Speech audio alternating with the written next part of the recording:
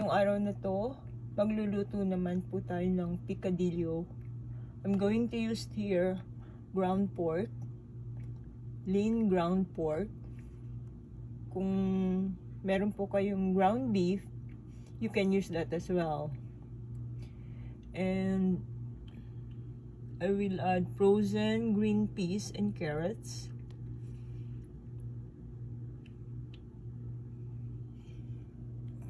Potatoes. Red and green bell pepper.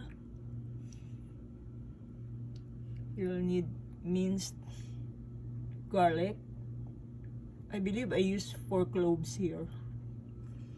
And 1 medium onions. 1 medium size of diced tomatoes. I'll use some raisins as well. And quail eggs. Itlog po ng pugo, no?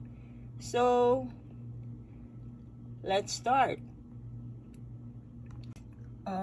Also, I just want to let you know, I add on about 1 tablespoon of patis to the minced pork, salt and pepper, like the ground pepper po, and some sugar para ma-blend yung yung konting tamis, kasi nga gagamitan ko siya ng kamatis. So once again, what I add on the minced pork is ground black pepper, as you can see right there, yung itim, and then salt. Depende na po sa inyong panlasa. It's better not to put too much kasi pwede naman hong i-adjust yung ingredients, no? Pagka let's say matabang siya. And I believe I add 2 tablespoons of sugar. And I think nasabi ko na po, once again, salt and pepper, patis, at saka asukal. I-mix ko na siya sa minced pork.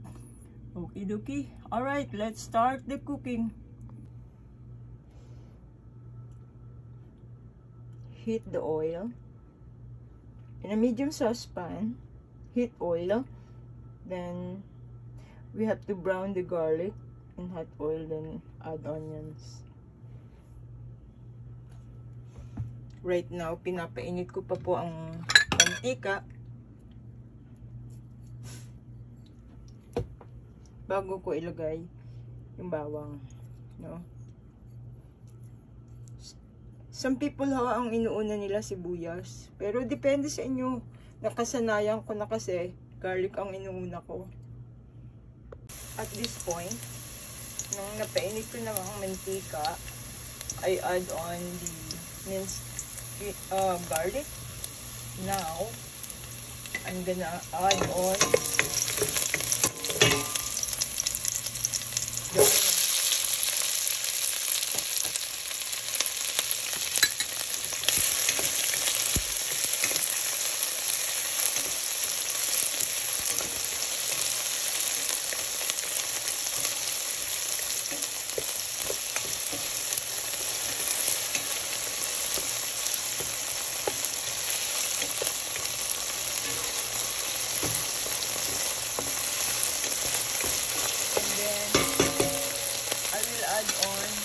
Tomatoes.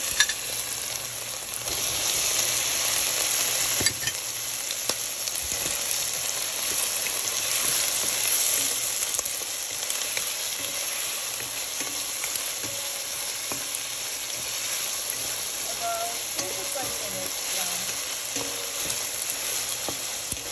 I love this one.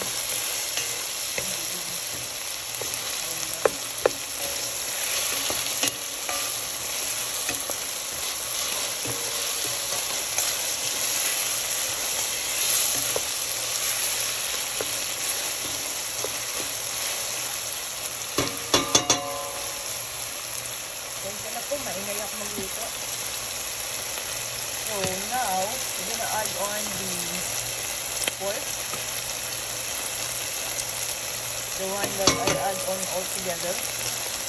No? Tama na po yung ano dyan, mga panlasa niya. Para hindi masyadong complicated.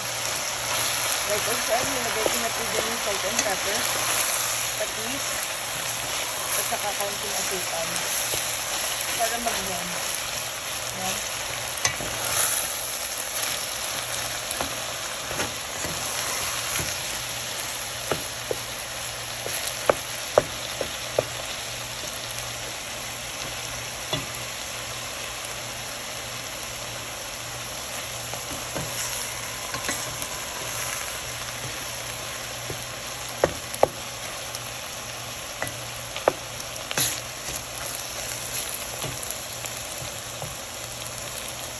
Hintayin na lang po natin mag-brown yung ano, yung meat niya para hindi ba ano, ang lasa. Okay. Alright, let's brown it a little bit.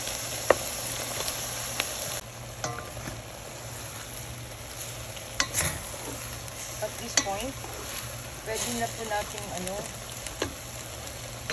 ilagay yung broth. I'm using here like the chicken broth, pero kung meron po kayong beef broth, by all means, pwedeng gamitin. No?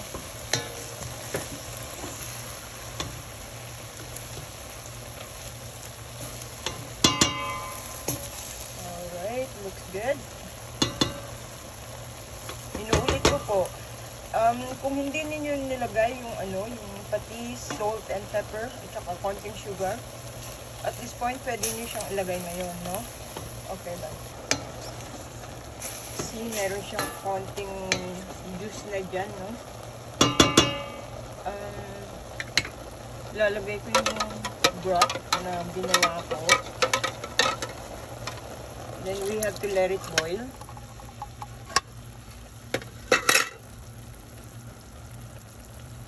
Bring it to boil.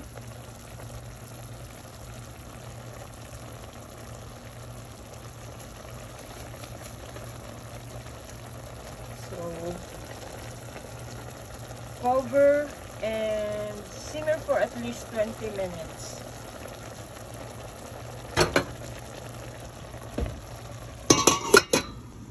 Cover and simmer for 20 minutes.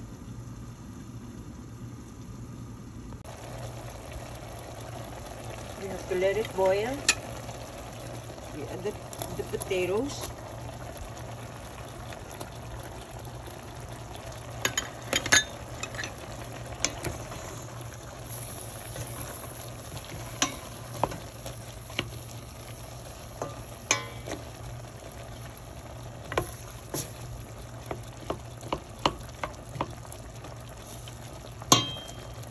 So, pakuluin lang po natin siya ng 20 minutes. And, ay.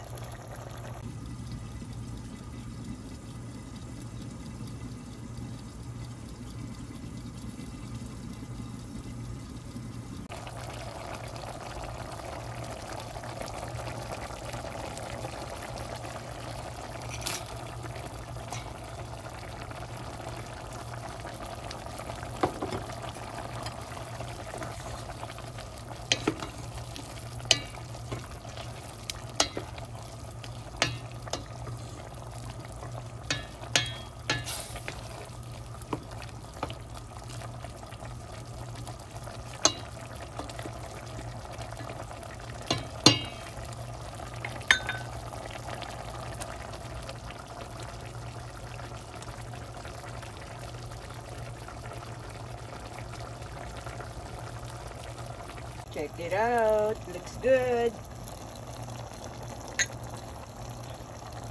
O, di po ba? Ang ganda ng kulay niya, no?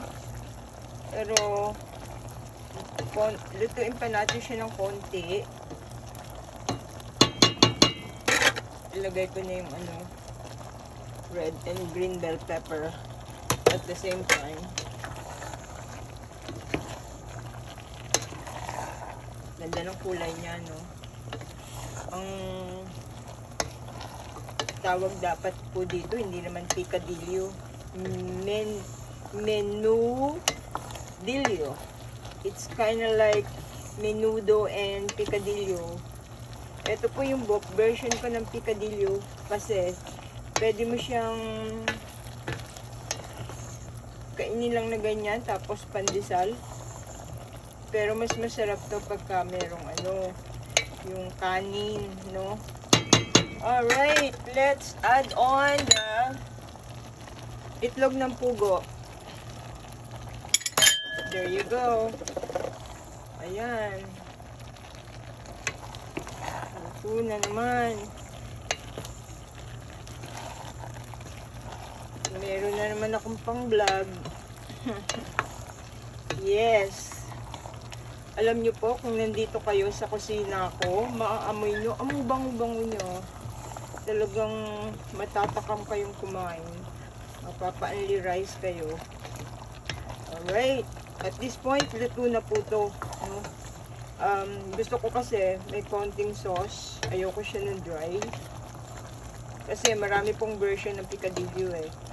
Yung iba, pag medyo dry, pwede mo siyang ipalaman sa empanada. No? Pero ito, gusto ko siyang iulam sa kanin. Kaya, I like a little sauce. See?